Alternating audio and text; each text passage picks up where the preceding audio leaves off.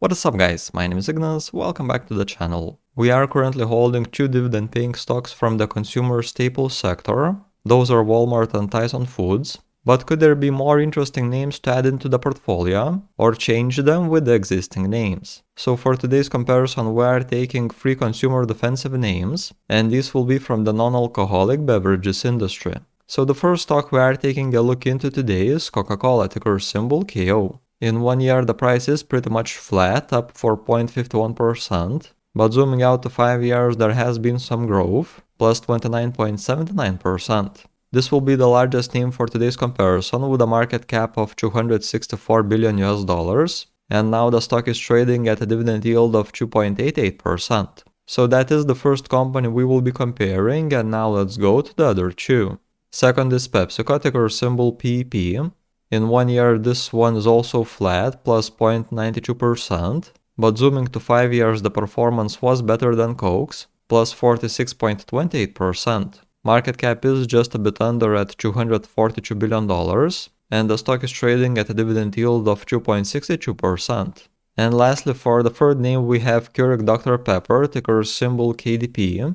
In 1 year it is a bit down, minus 7.49%. And zooming out to 5 years, the data is a bit skewed, since two separate companies have merged, but from 2019 the price is up for 31.74%.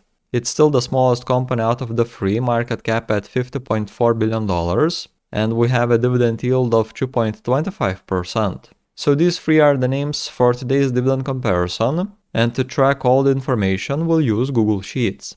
Now I've made this table with 5 dividend metrics that we'll be using for the comparison. These are dividend yield, dividend payout ratio, years of consecutive dividend increases, 5-year compound annual dividend growth rate, and the current dividend yield compared to its 5-year average. So the ticker symbols are in. We'll get the numbers on these metrics under each stock and then compare them in between. The name with the best result will get a point, then we'll sum the points up to a maximum of 5, and in the end the stock with the most points will be considered the winner of this dividend comparison.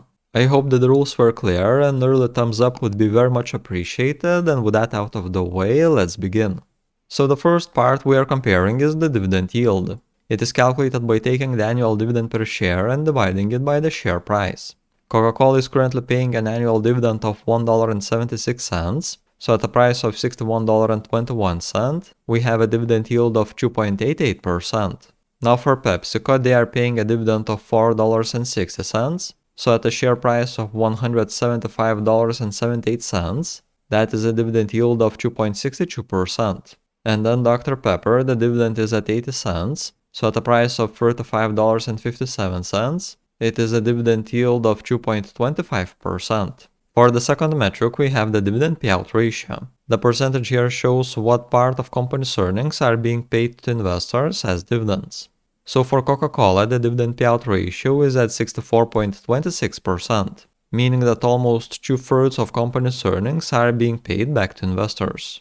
Now PepsiCo, and their dividend payout ratio is at 58.10%, so 3/5 of earnings are given to investors. And then Dr Pepper, with a payout ratio of 40.52%, so 2/5 of earnings are being used to pay dividends. Third metric is the years of consecutive dividend increases. So for how many years the company has been increasing dividends for at least 1 quarter every year. For Coca-Cola, they have been increasing dividends consistently for the last 61 years. Now PepsiCo is just a bit behind, with 51 years of consecutive dividend increases. And then it seems Dr Pepper just recently started, where they have been increasing dividends only for the last 2 years. Next metric is the compound annual dividend growth rate. For the comparison we'll use the 5-year average, including the estimate for 2024. So in Coca-Cola's case, their 5-year dividend growth rate is at 1.92%. Now PepsiCo, with a dividend growth rate of 3.94%, and then Keurig Dr Pepper, with an estimated dividend growth rate of 5.92%. The last metric we are taking is the dividend yield compared to its 5-year average, and for that we are using my dividend investing watchlist on Google Sheets. So we are in the tab for Coca-Cola, and here we have its dividend yield history for each quarter of the last 5 years. Out of it we calculate that on average in 5 years the stock was trading at a dividend yield of 3.11%.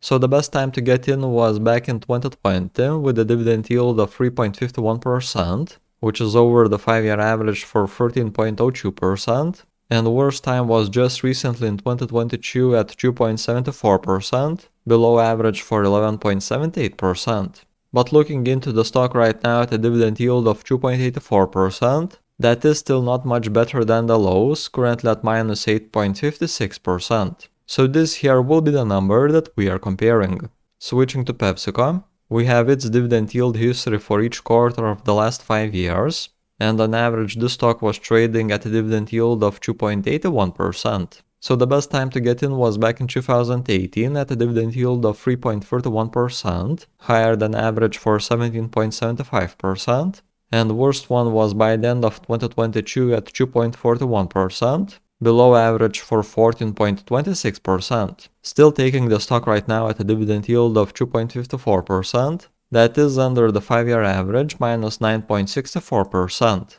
And lastly, Dr Pepper, here is its dividend yield history for each quarter of the last 5 years, and on average the stock was trading at a dividend yield of 1.66%. So the worst time to get into the stock was before 2019, where we saw the dividend yield of around 0.67%, below average for almost 60%, and then the best opportunity was in 2022 at 2.49%, higher than average for 50.49%. Still taking the stock right now at a yield of 2.24%, that remains over the 5-year average plus 45.29%. So we have the numbers for today's comparison. If you would be interested in doing a similar analysis on another dividend-paying stock yourself, you are able to access this watchlist by following the first link at the top of the description.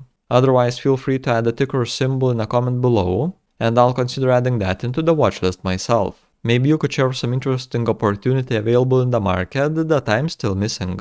Now going back to our table that we've previously put up, I've added all the numbers in, and we can finally start assigning points. So the first one goes to Coca-Cola with the highest dividend yield of 2.88%, a point to Dr Pepper with the lowest dividend payout ratio of 40.52%, KO gets a point for 61 years of consecutive dividend increases, 5-year compound annual dividend growth rate goes to Dr Pepper with 5.92%, and another point to KDP, where its dividend yield is 35.29% higher than its 5-year average. So now that the numbers are in, we can calculate results. Coca-Cola got 2 points, PepsiCo 0, and Dr Pepper 3. This means that with 3 points, Keurig Dr Pepper is considered the winner of this dividend comparison. And so that was it with today's dividend comparison. Looking back into my portfolio, I currently have exposure in consumer staples with 2 names. These are Walmart and Tyson Foods. So I will likely keep on going through the sector to check if there are more interesting opportunities there that I could be switching up with an existing name or adding a third one for more exposure. What do you think? Which consumer staples name should we be buying into right now? Share the ticker symbol of your best pick in a comment below. Also, don't forget to support the channel and leave a thumbs up under the video. Previously, I've analyzed and compared several other names, so if you are interested in any of these, then click on a video that is currently on the screen. And that was it from my side. Thank you for watching, and I will be seeing y'all in the next one.